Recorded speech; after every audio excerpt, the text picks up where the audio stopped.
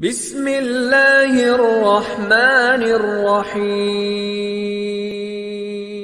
السلام علیکم پیارے ساتھیوں، آج میں آپ کو سنا رہی ہوں حضرت ادریس علیہ السلام اور ملک الموت کا واقعہ۔ امید کرتی ہوں کہ آپ کو یہ واقعہ اچھا لگے گا۔ اس واقعہ کو آخر تک دیکھ کر میرے چینل کو سپورٹ کریں۔ ایک دفعہ ملک الموت نے اللہ پاک سے حضرت ادریس علیہ السلام کو سلام کرنے اور ان سے ملاقات کرنے کی اجازت مانگی۔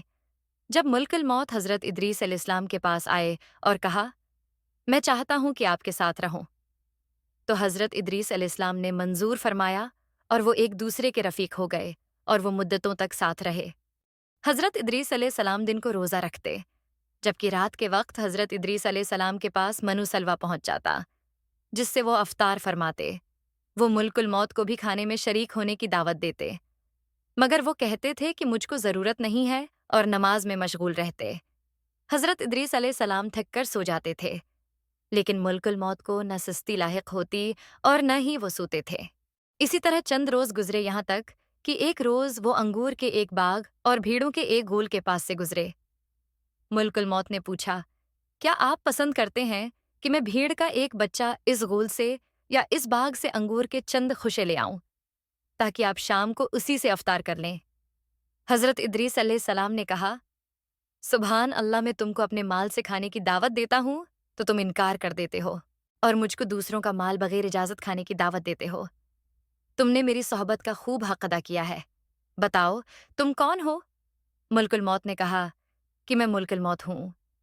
تو حضرت ادریس علیہ السلام نے کہا، تم سے میری ایک حاجت ہے۔ ملک الموت نے پوچھا، کیا؟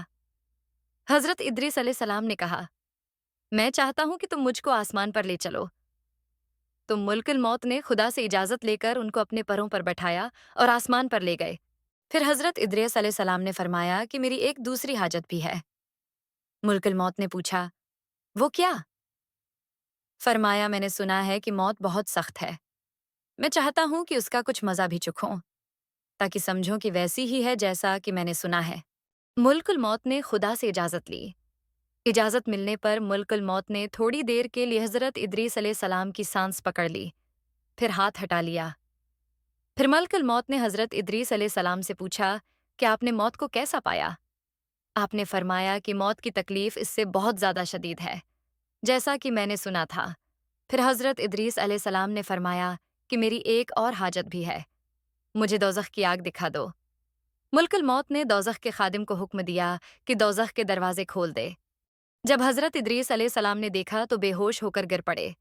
جب ہوش میں آئے تو فرمایا، میری ایک اور حاجت بھی ہے، یعنی جنت دیکھنا چاہتا ہوں۔ ملک الموت نے جنت کے خادم سے اجازت لی اور ادریس علیہ السلام جنت میں داخل ہو گئے اور فرمایا، اے ملک الموت، اب میں یہاں سے باہر نہ آؤں گا، کیونکہ خدا نے فرمایا ہے کہ ہر نفس کو موت کا ذائقہ لینا ہے، اور میں نے وہ ذائقہ لے لیا ہے۔ فرمایا گیا کہ تم میں سے کوئی ایسا نہیں ہے جو دوزخ کے پاس وارد نہ ہو، اور میں وارد ہو چکا۔ جنت کے بارے میں فرمایا کہ اہل جنت جنت سے باہر نہیں جائیں گے، اور اس طرح حضرت ادریس علیہ السلام جنت میں رہ گئے اور ابھی تک جنت میں ہی موجود ہیں۔ آپ کو یہ واقعہ کیسا لگا کمنٹ کر کے ضرور بتائیں۔ ملتے ہیں نیو ویڈیو کے ساتھ، تب تک کے لیے اللہ